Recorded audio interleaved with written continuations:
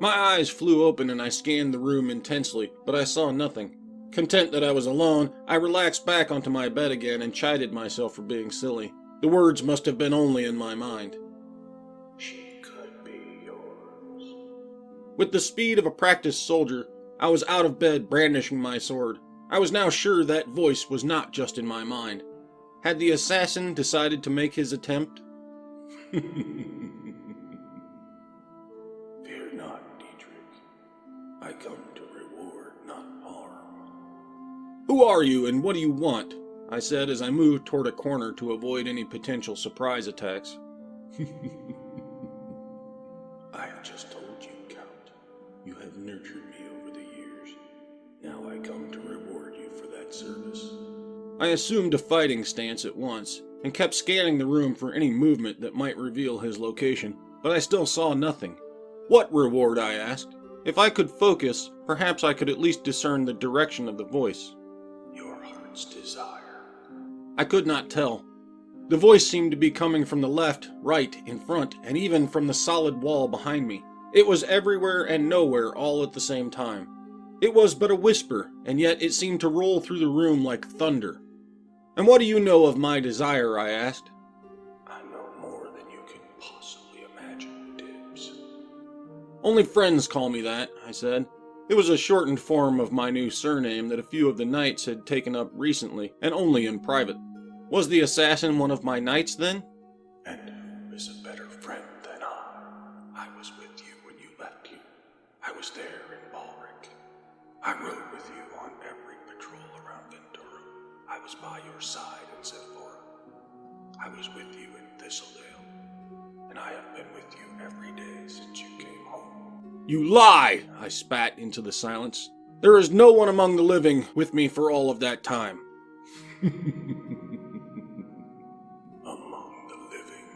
He mocked me with my own words, and sent chills down my spine as my mind spun away into a flurry of guess after guess. Was this a specter from my past come back to haunt me? Sir Isaac? Sir Kaladin? No, I didn't recognize the voice. I suppose the spirits of those lost at Sephora could have come with me to Thistledale, but they couldn't have been with me in Venturum. They weren't dead yet, and no one but Sir Kaladin was with me when I left here all those years ago. Enough games! Who are you? I bellowed.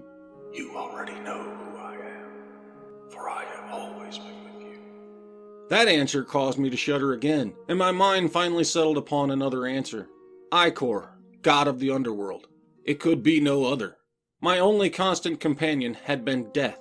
Indeed, he had been all around me my whole life, but why reveal himself to me now? Unless... Fear not. I come to reward, not harm. He must have read my thoughts and answered the question before I could even ask it. What reward? I asked again, still not quite understanding. Your heart's desire.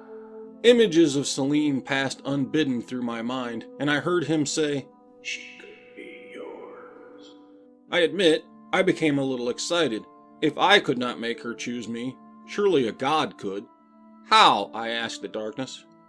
The room grew heavy and seemed to grow darker all around me. The pages of my spellbook on the desk began to flip rapidly. When they finally stopped, the weight in the room began to lift slightly, and the dark retreated. A single beam of moonlight shone through the window directly on the book. I advanced cautiously and looked down at the pages in wonder. I was able to read this ritual quite clearly, though I had never been able to even read the title before. It was a ritual to grant the heart's desire, and it seemed simple enough to perform, though I still had little trust in my own arcane abilities. Nothing beyond your skill. He went on to issue me a warning. You must commit, he said. Either do the ritual or do it not. What you begin, you must finish. If you accept, begin the ritual just after the moon rises tomorrow night. The decision is yours. I saw the darkness recede, and the last of the heaviness in the room vanished, leaving me alone to decide. Of course, there was only one choice. I must have her. The next day was a blur. All I could think about was the coming night when she would finally be mine, and as the moon began to rise, I began the ritual just as instructed. He was there as well, watching. I could feel his presence looming in the dark corners of the room, though I could not see him. I followed every detail, whether I understood them or not. She would be mine. I didn't care to know anything else. A candle here, a word there, some fairly common regents, a little blood. The ritual was long, but not overly complicated. Indeed, just as he had said, nothing beyond my skill. It took a few hours, but eventually only one word remained. When I finally spoke it, a whirlwind blew out the candles and sent the room into darkness. I didn't know exactly what this spell was supposed to do, but the longer I waited in the moonlight, the more nervous I became that it had done nothing at all. Finally, I looked down at the book to be sure I had done everything. The moonlight revealed one last passage that I swear had not been visible before, and I hesitated. I cannot do that. The darkness grew heavier, and a vision of Celine appeared on the far side of the room. Dressed in a white flowing white dress, she was absolutely radiant, but her dark eyes were full of sorrow as she spoke. "Do you not want me, my lord?" I knew it wasn't really her, and yet I could feel my reluctance begin to fade at the mere sight of her. "You know I do, but what you ask," I protested, "is but a single token. What is one?" Another figure, dressed in an Asporian uniform, appeared from the darkness beside her. "What is one?" he echoed. Cascading all around me like a storm, Asporian soldiers, Venturum bandits, even the mayor of Balric appeared from the darkness. With each new arrival, they all asked in unison, until the room was filled and the weight of this single question drove me to my knees. Indeed, what is one, next to what I had already done? Yes. Yes, I repeated, my resolve growing. It is but one. The ghostly figures began to fade from the room until only she remained. Her face now brightened with a gentle smile, as she too faded from view, leaving me alone as the first rays of dawn began to creep into the room. My decision made, I now had to figure out how. A sudden pounding on my door shattered the silence. Still in a daze from the visions, I assumed this was another sign of Icor's impatience, and I yelled my agreement into the darkness. "Yes, I will!" To my surprise, the door flew open and Sir Thomas rushed into the room, cutting off my sentence. "My lord," he panted, clearly out of breath for some reason, "you must come quickly." Was he real? Was this another phantom from Icor to test my resolve? I rose to my feet and approached Sir Thomas slowly. "What is it?" I asked. "Visobians, my lord," he said as I drew closer and closer to him. I was now but a few short steps from him. If this was another test, I would not fail. "They are—" My dagger, now firmly implanted in his chest, cut off his last sentence. His wide eyes fixed upon mine with questions and disbelief as blood began to dribble from his lips. He grasped my shoulder for support, but the strength in his legs slowly gave way and he fell to the floor. The pressure of the darkness loomed in the room again, and I heard the instructions from the book repeated to me in that thundering whisper. From the weapon and the wound. Without hesitation, for I dared not allow myself to consider what I was about to do, I licked the blade clean, fell to my knees, and drank deeply from the now free-flowing wound in his chest. It was a sickening taste at first.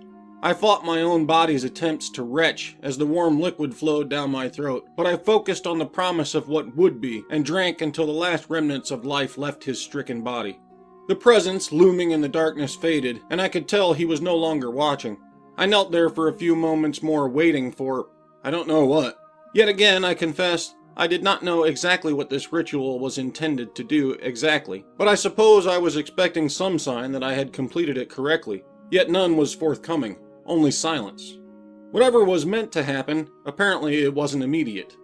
Patience, my old nemesis, I chuckled, as I stood up and began to consider the more immediate matters at hand. If anyone saw me right now, there would be an awful lot of uncomfortable explaining to do. I needed to think, and clean myself up. I saw the rosy stains upon my chin and cheeks as I passed a mirror while pacing about the room thinking. Just as I had finished wiping it away, I heard the rush of footsteps coming down the hall. Someone else was approaching, and in a hurry. Curses! There was no time to hide the body. Someone would have undoubtedly noticed that Sir Thomas was missing eventually, but I would have had time to distance myself from it if I could have hidden the body somewhere. Now, Sir Asher burst into the room and immediately froze when he saw Sir Thomas lying dead on the floor.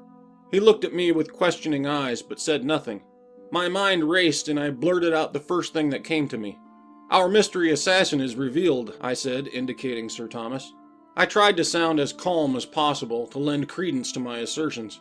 Indicating the few drops of blood on my shirt that I couldn't hide, I added simply, "He failed." Sir Asher's face was unreadable. I couldn't tell if he believed me or not. He looked at the dagger that I had carelessly left lying next to the body, and I could practically see the questions flashing before his eyes.